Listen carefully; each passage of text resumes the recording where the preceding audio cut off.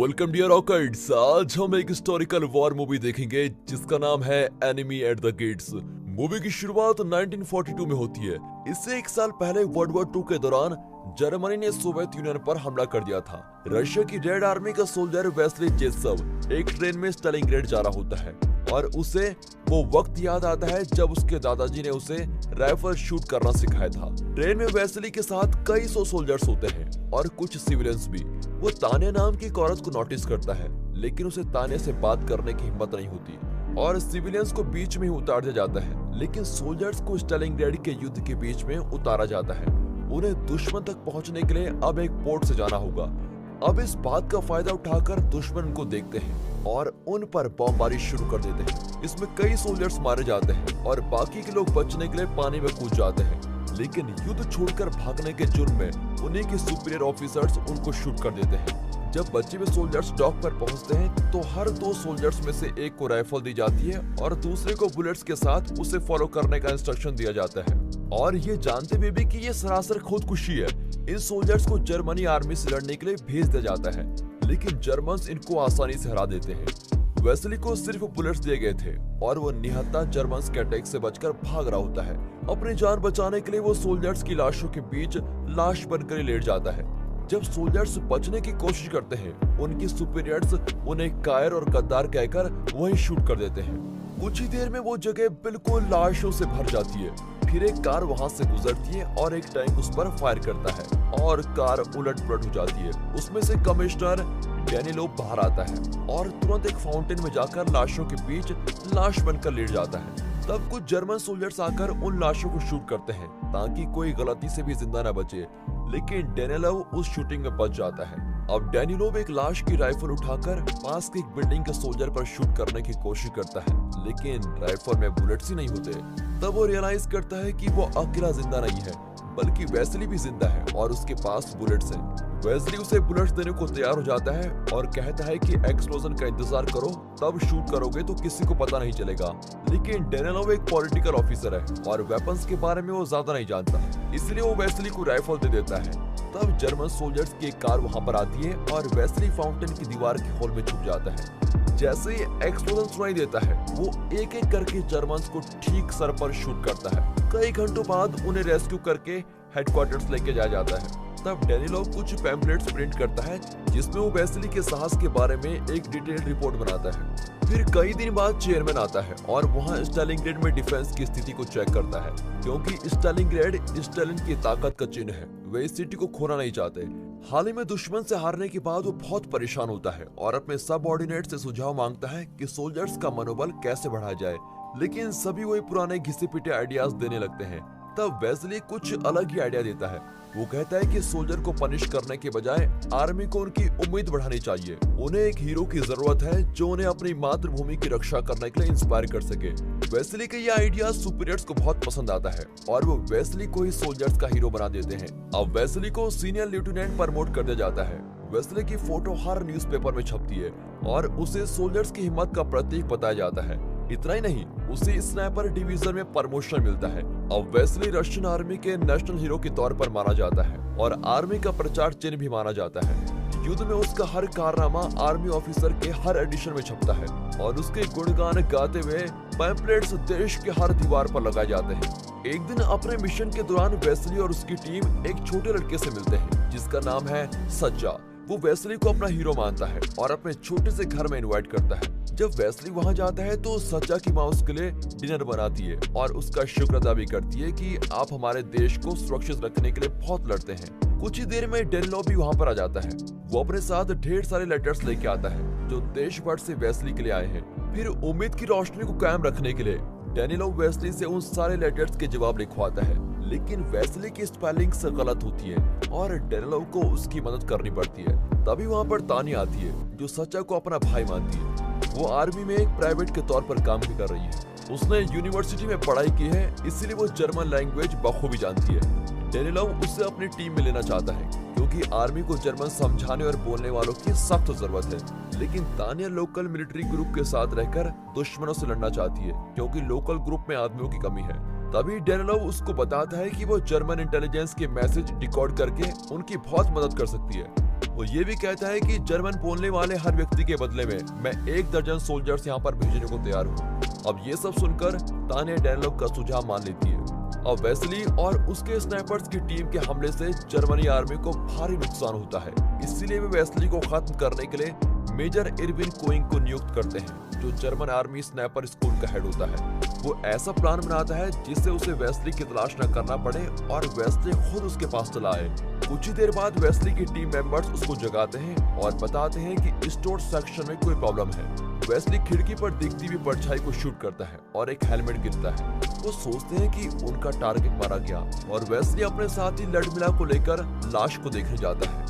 उनके जाते ही उनका साथी जो बाहर था उसको शूट कर दिया जाता है। अभी दोनों स्टोर के अंदर पहुंच जाते हैं। यहाँ वहाँ ढूंढकर वे खिड़की के पास पहुंचते हैं तो पता चलता है कि जो परछाई उन्हें दिखी थी वो सोल्जर की नहीं बल्कि सोल्जर जैसे पुतले की थी। वे रियलाइज करते हैं कि ये एक ट्रैप है और नीचे पड़ा हुआ सिगरेट का टुकड़ा देखकर वेस्ली समझ जाता है कि दुश्मन अभी भी वहाँ पर मौजूद है और उन्हें वॉच कर रहा है। वेस्ली सोचता है कि उन्हें एक पक्का प्लान बनाकर ही यहाँ से बचने की कोशिश करनी चाहिए, लेकिन जब प्लेन्स उस जगह को घेरने लगते हैं और बमबारी होने लगती है तो लडमिला डरकर भाग जाती है और मौका पाकर कोनिंग लडमिला को शूट कर देता है, लेकिन वेस्ली बच निकलता है। अब कोनिंग अपने अड्डे पर पहुंचता है और सच्चा से अपने शूज को साफ करवाता है। सच्चा एकदम इनोसेंट बनकर रहता है, लेकिन वो कोनिंग को वेस्ली की डिटेल्स दे रहा होता है और बदले में कोनिंग से खाना मांगता है। वो ऐसा इसलिए कर रहा होता है ताकि कोनिंग उस पर भरोसा करे और बदले में अपनी लोकेशन के बारे में बताए। जब रेड आर्मी को पता चलता है कि जर्मन्स ने कोनिंग को हायर किया है, वो उसके स्टूडेंट कोलिकोव को हायर करते हैं। कोलिकोव वेस्ली को बताता है कि कोनिंग के सोचने का क्या ढंग है और वेस्ली उसे कैसे खत्म कर सकता है, लेकिन लड़ाई में वापस जाने से पहले वेस्ली को अपने सम्मान में होने वाली स्पेशल पार्टी अटेंड करनी होगी। वो ताने से 2-1 शब्द भी बोल लेता है, लेकिन इतने में चेयरमैन उसको खींचकर जर्नलिस्ट के बीच में लेके जाता है जहां उसे उनके सवालों के जवाब देने होते हैं। फिर उसकी फोटोज ली जाती है।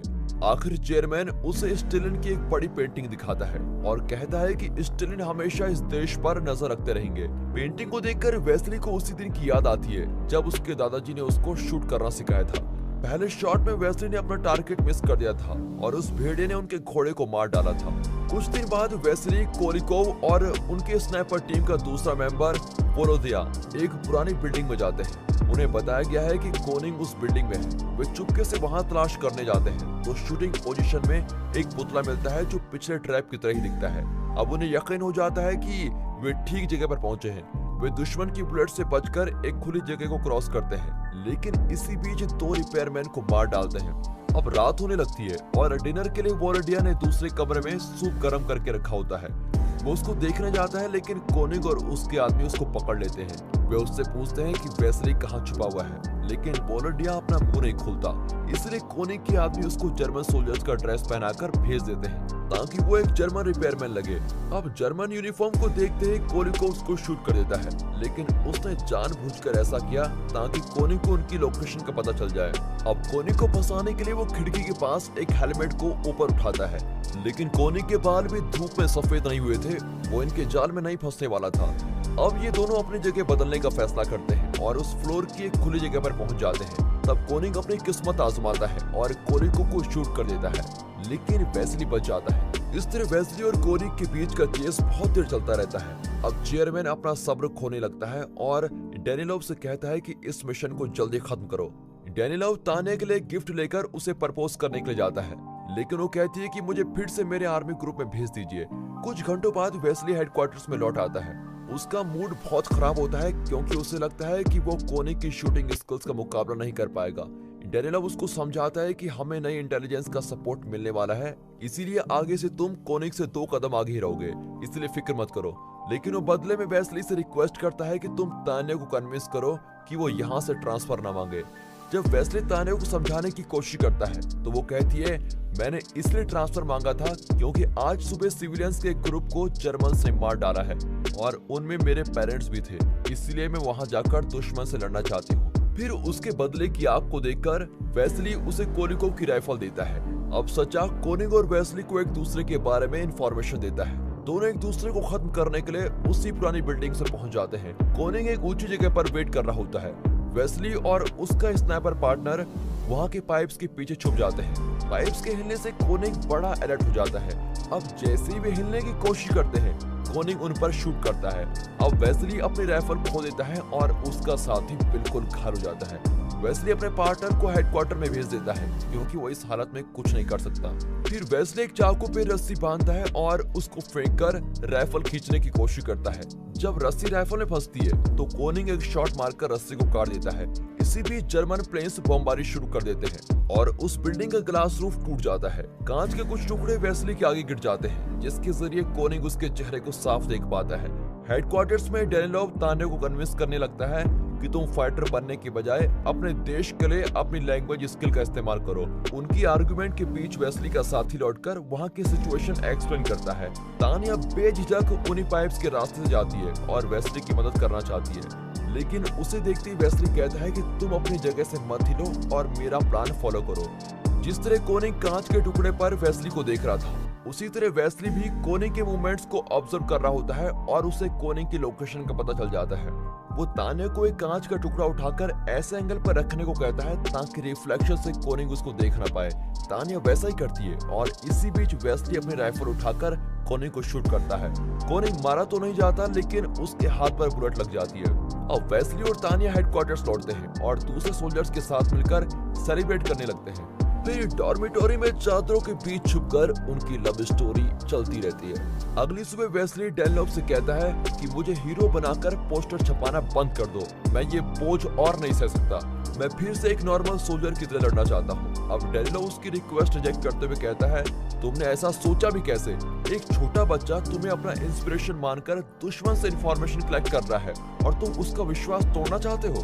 ये कहकर वो सचो को बुला भेजता है। वो आकर कहता है कि सर, मैं अपने देश के लिए स्पाई का काम करके बहुत प्राउड फील कर रहा हूँ। और फिर इस बच्चे का दृढ़ विश्वास देखकर वेस्ली ना नहीं कर पाता। वो सच्चा के साथ उस जगह पर जाता है जहाँ कोनिंग उसका इंतजार कर रहा होगा।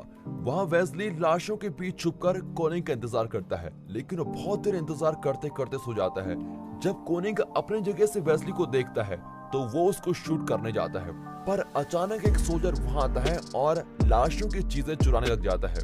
वो वेस्ली को भी लाश समझकर उसकी आईडी वगैरह चुरा लेता है। अब जर्मन आर्मी उस सोल्जर को पकड़ लेती है। उसके पास वेस्ली का आईडी कार्ड देखकर वे समझ जाते हैं कि वेस्ली मारा गया है। कोनिंग के मानने को बिल्कुल भी तैयार नहीं होता कि वेस्ली मारा गया है। उसे यकीन होता है कि वेस्ली अभी भी जिंदा है, लेकिन जर्मन आर्मी उसकी बात को इग्नोर कर देती है। अब कोनिंग फिर सच्चा से मिलता है और अपनी अगली लोकेशन भेजता है ताकि अगर वेस्ली अभी भी जिंदा हो तो वो उस जगह जरूर आएगा। रशियन हेडक्वार्टर्स में चेयरमैन ये जानकर गुस्सा होता है कि जर्मन वेस्ली की मौत की खबर फैला रहे हैं। वो डेनिलोव से कहता है कि वेस्ली जिंदा है या मर गया, इससे मुझे कोई फर्क नहीं पड़ता, लेकिन तुम उसके साहस की कहानियां लिखते रहो ताकि पब्लिक को लगे कि रशियन आर्मी युद्ध में कामयाब हो रही है। डेनिलोव तान्या से विनती करता है कि वो वेस्ली के घर जाकर पता लगाए कि सच क्या है, लेकिन तभी लाउड स्पीकर्स में भी अनाउंस होता है कि वेस्ली की मौत हो गई है। अब डेनिलोव वेस्ली की वीरता का अनाउंसमेंट लिखने के लिए तैयार हो रहा होता है कि अचानक वेस्ली वहां पर आ जाता है। वो एक्सप्लेन करता है कि मैं कोनिंग का इंतजार करते हुए सो गया था और इस वजह से बच गया। इस पर डेनिलोव उसकी मर्जी के मुताबिक उसे ट्रांसफर ऑर्डर दे देता है, पर वेस्ली सच्चा से तान्या के बारे में पूछता है। वो बताता है, मुझे पता था कि आप जिंदा होंगे और मैंने ये बात तान्या को भी बताई थी। अब वो स्टेशन गई है और कोनिंग से बदला लेना चाहती है। डेनिलोव और वेस्ली तान्या को बचाने स्टेशन पहुंचते हैं और वहां तान्या और वेस्ली किस भी करते हैं। ये देखकर डेनिलोव को बहुत जलन होती है। वो हेडक्वार्टर्स वापस लौट आता है और वेस्ली की वीरता के बारे में रिपोर्ट लिखने के बजाय ये लिखता है कि वेस्ली गद्दार हो गया है। लेकिन वेस्ली और डेनिलोव ये नहीं जानते कि कोनिंग ने उन्हें स्टेशन में देख लिया था। अब वो जान गया है कि सच्चा रशियन के लिए स्पाई का काम कर रहा था, इसीलिए वो सच्चा को मार डालता है और उसकी लाश एक पोल पर लटका देता है ताकि वेस्ली वहां पर आ जाए। अब सच्चा की लाश देखकर तान्या से रहा नहीं जाता और वो कोनिंग से बदला लेना चाहती है, लेकिन वेस्ली उसको रोक देता है कि ये कोनिंग का कोई ट्रैप है, हमें वहां नहीं जाना चाहिए। अब दोनों एक प्लान बनाते हैं। वेस्ली कोनिंग के पीछे जाता है, फिर तान्या डेनिलोव से मिलती है और दोनों सच्चा की मां से मिलने जाते हैं। वे उसे देश से बाहर जाने का एक स्पेशल पास देते हैं, लेकिन वो सच्चा के बिना कहीं नहीं जाना चाहती। पर वे सच्चा की मौत की खबर देकर उसे दुखी नहीं करना चाहते, इसलिए वे बता देते हैं कि सच्चा जर्मन के साथ मिल गया है। पर वो परेशान नहीं होती और कहती है कि वो कहीं जिंदा है, यही मेरे लिए काफी है। ये कहकर वो देश छोड़ने को तैयार हो जाती है। रास्ते में उसके नजदीक एक बॉम्ब एक्सप्लोड होता है और तान्या घायल हो जाती है। डेनलॉप सोचता है कि वो मर गई है, लेकिन सचा की मां नहीं मानती। वो कहती है मेरे पास ये स्पेशल पास है और ये मेरी बेटी है, इसे डॉक्टर की जरूरत है। इस तरह वो तान्या की जान बचाती है। वेस्ली और कॉनिंग अपने अपने हाइडिंग स्पॉट्स पर होते हैं और एक दूसरे की लोकेशन नहीं जानते। तभी अचानक डेनलॉप वेस्ली के पास आता है। उसे लगता है कि तान्या मारी गई है, इसीलिए वो अब जीना नहीं चाहता। उसने वेस्ली के बारे में झूठ लिखा था और उसे इस बात का पछतावा होता है और अब वो वेस्ली के लिए कुछ करना चाहता है। इसीलिए वो अपने हाइडिंग स्पॉट से बाहर आता है ताकि कॉनिंग उसको शूट कर सके और उसकी लोकेशन वेस्ली को पता चल जाए। लेकिन वेस्ली दूर की सोचता है और तुरंत रिएक्ट नहीं करता। अब कॉनिंग को लगता है कि उसने वेस्ली को मार डाला है और वो वेस्ली की लाश को देखने बाहर आता है। वेस्ली उसी का इंतजार कर रहा होता है और जैसे ही वो कॉनिंग को देखता है, अपनी राइफल उस पर एम करता है। कॉनिंग अपना हेड उतारता है और अपनी किस्मत को स्वीकार कर लेता है। कॉनिंग को मारने के बाद वेस्ली उसकी राइफल निकालकर डेनलॉप की लाश के पास छोड़ देता है। फिर 2 महीने बाद दिखाते हैं जब जर्मन्स सरेंडर हो जाते हैं तो वेस्ली को तान्या का खत मिलता है कि वो जिंदा है और एक फील्ड हॉस्पिटल में उसकी देखभाल की जा रही है। जब सिटी थोड़ा सेफ हो जाती है तो वेस्ली उस खत में लिखे हुए एड्रेस पर जाता है और वे दोनों खुशी खुशी फिर से एक हो जाते हैं। और दोस्तों, इसी के साथ ये वॉर मूवी यहाँ पर खत्म होती है। दोस्तों, अगर आपको ये वीडियो अच्छी लगी हो, मूवी अच्छी लगी हो और एक्सप्लेनेशन अच्छा लगा हो, वीडियो को लाइक कर दें, चैनल को सब्सक्राइब करना बिल्कुल मत भूलेगा। बाकी मिलते हैं अगली वीडियो में, तब तक के लिए गुड बाय, अपना ख्याल रखिए।